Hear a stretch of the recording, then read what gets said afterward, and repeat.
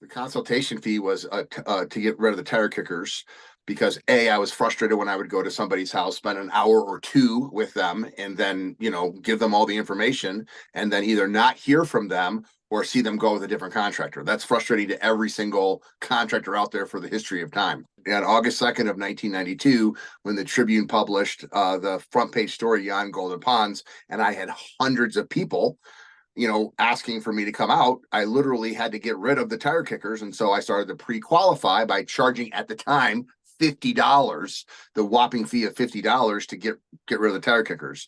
And anybody that wouldn't be willing to pay $50, I knew wasn't going to spend $10,000 on a water feature. Well, actually, I'm going to have to give my dad credit to the bid sheet, because after that Tribune article came out, I had sold out 8 jobs on the first Saturday. I had to go back in the field, and that's when my dad came in to sell the pond. So the calls that would come in, my dad would take, and for his own ability to keep everything compartmentalized, he just broke every single thing down into, the biofalls, the skimmer, the pump, the rock, the labor hours. And so he put that together. That was not me that put that together. It was my dad, and it was a cheat sheet to allow him to sell. Why are you so passionate about contractors using that bid sheet? Well, there's a ton of reasons, and I'm trying to keep it concise for the sake of the recording here. But I would say it's not just a bid sheet to the contractor to know what he's spec'd out, to make sure he has everything that he needs for the project, that he orders everything correctly, but it eliminates the ability for a consumer to object on the price. Instead of just pulling out a number out of, conceivably thin air, this is going to be $10,000 for this water feature. We break it down in all the pieces and components. And then when the customer inevitably, not inevitably, but many times feels that they need to get a deal to go ahead and go with the purchase price, we say, no problem. We'll take out the only thing on the contract that you don't have to build this water feature, which pretty much to this day is the underwater lights, which are optional for construction. But we've hyped up, we've pumped up the underwater lights by asking questions. Are you around at night? Yes. Would you like underwater lights? Will expand your hours. So we've hyped up the lights so much that they want them. It's an upgrade. You don't have to have it for the construction. So as soon as they say reduce the price, say no problem. We can either do one of two things: make everything smaller, reduce the amount of rock, reduce the amount of labor hours, reduce everything, or we can get rid of the lights, which of course they want the water feature at the size that it is, and of course they want the underwater lights. So the joke is you got them by the lights. And if you don't have that on the contract, what you negotiate with, typically if you're trying to get the sale, is your profit, because you're throwing something in, you're reducing your labor charge, but there's nothing that you can take out that everything on the contract has to be used to build a pond. So it's a negotiation point for the customer, or you with the customer, and it's a cheat sheet for you guys to be able to have everything on site when you do the job. Patty and David Osterkamp was $1,200. I put in a skimmer that was made out of a garbage can. I used a Little Giant 5 MSP 1,200 gallon per hour pump, which is undersized, and I built a waterfalls for $1,200. It took me 2 days, and I made like $1,000 because it was a pump and a garbage can that I bought, and Hilti foam. And what year was that? 91. That would have been May-ish of 91, right when I came back from college. I remember doing them right in the very beginning. I guess so. Because people shut their ponds off. Like everybody would just shut them off, and it was like, oh, let's just go out, we'll help you start it up. And while we're there, we'd start pulling leaves out. And every once in a while, people would be like, well, can you just drain it? Actually, I remember one customer, she was a school teacher. I was just scooping leaves out, and she came out and she freaked out. And she's like, the water's got to be acidic because of all the organic compounds that have been just breaking down in here all winter long. She's like, why don't you just drain it and put the fish in something and then put the fish back in and get rid of this acidic water? I'm like, all right. So I was supposed to just pull leaves out, but I'm like, all right, it won't take me that long to drain it. So I drained it out, put the fish in a thing, and started doing it. Put them all back in place. Greg was killing us. Because we had so many ponds in the ground, we'd have to stop construction to go do repairs and maintenance. No, we didn't stop construction. That was the problem. We would work after hours, and some Brian would take and some I would take, and we'd be like, all right, where's it at? What do you have going on this evening? And then, because you're finishing up construction at 6 o'clock or whatever, you're like, It's an hour drive just to go there, so it's like we're getting back at dark, past dark. And so then you try to like, oh my conveniently say, God. well, we'll be doing this project tomorrow, which is a little closer, so maybe we'll finish tomorrow and do it, and then have time to go. And so our customer service was like just falling apart. So we really hired Josh more as a customer service care type person. We weren't even thinking to make money around maintenance. Correct. It was just fixed problems. Hey, why don't you just swing by this guy's house on the way home? You just have to rebuild a waterfall and re-seam it. It's the most important thing in all of Aquascape because our stated business goal is to help our customers succeed at building, selling, and retailing water features. And so us doing that, that's the R&D. That's where we can actually apply what we're teaching. So if we can't do it ourselves, how do we expect our customers to do it? And that's what happened in 2008 when the economy turned and we sold significantly less out the door because there was less demand out in the marketplace. How Brian actually was able to grow the sales after one dip in 2008, but grow them in 2009, grow them in 2010, which is where your survey came up when I said, evaluate what we do. And you put a 300 question survey. And, if people are getting 50% on their survey, they know what 50% of the things that they have to improve on, from using the bid sheet to pre-qualifying loans to going back to your past customers to putting on pond tours to using yard signs to all of the things. And if you're not succeeding, go through that checklist and find out what you're not succeeding at and then start doing it. And that's how we blew through 2009, 2010, and 11, growing the local market and then teaching people what we were doing that they probably maybe had one time done or never done that they can now start to do. So it's the most important thing at Aquascape is the fact that we actually do what we tell people to do. I still remember Greg coming to a job site, and you could see he had this like epiphany and the way the company was going to go. And he said, no longer is the future of this company revolved around building ponds. We're going to teach the world how to build ponds, because more and more people were buying product from us. They saw the 20 products, the 20 steps. They saw how efficient we were getting things done. We were building ponds in a day, and everybody was asking questions. We're doing the build a pond days all over the place. And so at that point, construction wasn't about how many ponds we could build. It was 100% based on what can we learn to teach other people. And so I think in 95, that's when that started. Back in 95, if Greg wanted to, he could have said, let's be the #1 pond installer in the country, and we could have 20 crews running right now. But it wasn't about that for him. It was about how can we share the knowledge from what we're learning every single day and teach everybody. And it wasn't just the good. It was, you learn a lot more from the mistakes than you do from the wins. So I've always told everybody that like when we do a build a pond day or have a seminar or a presentation, it's not that we're better than anybody else. We've just had the opportunity to screw up a lot more than everybody else.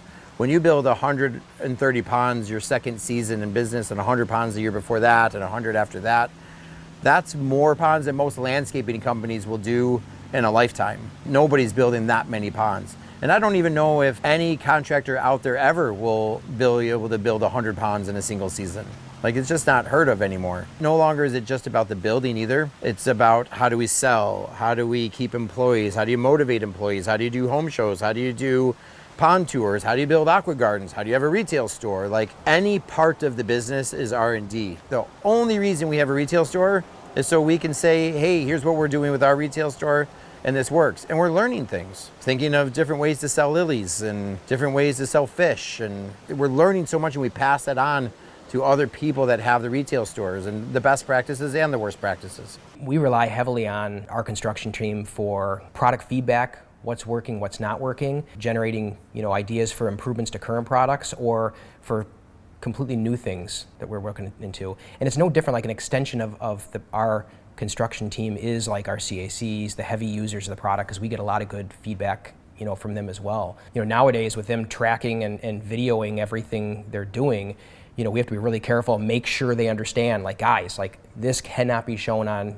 anything, and we've learned our lesson because it doesn't always happen. There's been products we've been bitten with before where it's like someone sees something. It's crazy too, because people will be like watching a video that Brian does, and then they'll capture a screenshot and then they'll post it on the CAC Facebook page, and hey, what is this? What are these guys using? I've never seen this before. And you're like, oh crap, okay, now the cat's out of the bag. It's a spy shot on something. It's come back to bite us in the ass. I mean, there's a product we're we're debuting this Pondemonium that is a perfect example of that, of something several years ago. We test all, not only products, but processes, sales techniques, I mean, you name it, the whole concept of a franchise company without the franchise fee. That's kind of what our goal is. We want to make sure that all that stuff works. So you would love to say we were taking advantage of this R&D side of things, like out on a project, but Ed had actually set up, being Ed, like here's my control project and here's these all these other variables. I want you guys to dig an 8 by 11 foot pond the typical way we dig an 8 by 11 foot pond. You know, the shelf at 8 inches, another shelf at 16, and the final depth at 2 feet. Now right next to it, I want you to dig the same 8 by 11 foot pond, but take a section down, straight down to 16 inches. Now do this another 8 by 11, but give it a little bit more shape, take some areas straight down to 2 feet. And how long is it gonna take to dig these 3 different ponds? Same digging conditions, same soil, same guys, and how exponentially longer it takes to add that swim up area for the fish to come in into 2 feet of water. And then how long does it take us to rock in those ponds at different, and how much longer that same 8 by 11 foot pond you could rock in, the one with the 2 tiers, in half the amount of time as you did the same 8 by 11 that had the big fish feeding areas and stuff. Now Ed would have us weigh out a ton of 6 to 12s, and how many boulders are in that ton of 6 to 12s. Let's weigh out let's give me a ton of 12 to 18s. How many boulders? Let's do a ton of 18 to 24s. So instead of it being formulas and guesses, it was like, here's exactly how many 18 to 24s you get in a ton. Here's exactly how many 12 to 18 boulders you get in a ton. How long does it take to shovel, a ton of gravel? How much goes into a wheelbarrow? Like all these different things. And we did all this behind the Nagel warehouse back there. And we did that, when you speak of R&D, just so we could have a better idea, like if we're gonna bring in 10 tons of boulders, can 5 guys actually do all this in a day? I think my greatest strength is I've been doing this for 30 years. And so the experiences that I've had, nobody will have the same amount of experiences building water features that I have. And because of that, like you hope off of every project, every consultation, every clean out, you learn and you learn and you learn and you learn. Well, like I've probably done more clean outs than anybody. And I really, really focus on trying to learn from all of the experiences. Not necessarily time, I think it's diversity of projects. Sure. So a mixture of different projects, small, medium, large, commercial, municipal stuff, engineering, working with the zoos and animals. So when you work with ponds full of alligators, it makes like the waste from an alligator is way easier to manage than the waste from a koi fish. So it's like pushing the limits on everything and then finding happy medians and stuff. So I think that's probably the greatest strength. Sometimes I still want to fly through it faster. Like I was saying before, I get bored after 2 weeks. Even at 4 o'clock, I'm a little like, all right, enough pond building for one day. Let's go do something else. So there's times where I might cut corners to get things, and it's not, I wouldn't say cutting corners, but I know the tricks to, like, that's good. Yeah. One thing Ed's always told me is you're good enough might not be a customer's good enough. So every now and then there's a little Ed that sits on my shoulder and says, and then my Greg over here is like, it's fucking good enough. Like, and then Ed's like, no. Let's make sure it's done right. And Greg's like, it's fine, That is 100% my weakness, is always trying to nail everything. And that takes up time. I've had guys pulling out rocks on the project in Africa, massive. I mean, we're talking setting a day. Like literally a day to set a rock, pushing the limit on the machine, leaving at the end of the day, everybody's high-fiving, great to get it done. I show up in the morning and I'm like, yeah, it's got to move. And they're like, are you joking? I'm like, no. I'm like, I don't like it. It's something sits wrong. And they're like, it's going to take a day. I'm like, it's got to change. You try to build that into different projects. And again, if I was in Africa, I would have been like, Achilles with a throat. Which one? There's a box on one end, there's a box on the other, your skimmer, your biofalls, there's liner, rock, and gravel in between. If you can just dumb it down and not overthink it, go that way. Master simple waterfalls first. When I say simple, frame rock, sheet of water. Don't get into like splitting and multiple tiers and all that. Like master simple waterfalls, because the homeowners till this day still like the look of the simple waterfalls. If you can create that sheet style waterfall, you'll win every single time. It's when you start getting overly creative, you really slow down the entire process. Nobody else in the team can support the creativity that's going in your mind because it's just in your mind. So if you can simplify the design and master those, once you've mastered those, and I say master like that 10,000 hour type thing, then start playing around with a little bit more. Just keep it simple.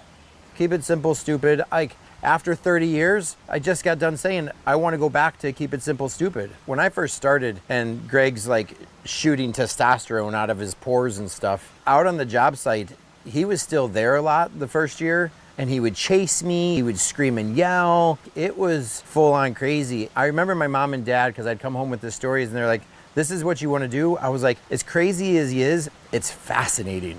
And then there was Big Brother Ed, who was very supportive. So you had Greg as a role model in a way, just like go, go, go as a mentor. And like, here's how we do things efficiently and don't stop. And 15 minutes for lunch is enough. And let's just get going and bring your work to lunch, wear the right uniform, don't be late. Like all those things were life lessons that, you know, I really learned from him. And then you got Ed as a mentor who's like, slow it down. Let's do it right the first time so we don't have to come back a second time and do it. So I'm really being taught by two polar opposite people at the same time, you know, creating a miracle. You guys are really looking at a miracle. You can put that on my business card. Check it out, it's a jungle out there. Check it out, it's a jungle out there. Check it out, it's a jungle out there. Our little show, I guess, big. was a bigger deal in Columbia than Yeah. it was here. We were walking through the shopping mall And it and was Pawn Stars was being played on the monitors at the shopping mall, and people were like pointing and, you know, we were buying expensive pants. Pantalones. We would have people stop on when we were working out in front, and they would honk their horn and wave at us and stuff. And, Group pictures. Yeah. Yeah, I could have been mayor for sure. Never, ever, ever. No, yeah, awful. I can't even imagine. I actually remember the first, like Greg would get mad at me. I don't even know what year it would have been. I mean, not that long ago, 10 years ago. I could not do a selfie style video.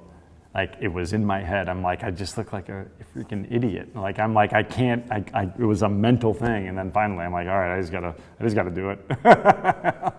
And now after filming TV shows and all that stuff, you know, right now we have 3 cameras and people staring at you. Now it's just like, I don't know, just another day at the office, just talk. block it out, don't pay attention. You have film crews all over you for months, you know, being on film sets.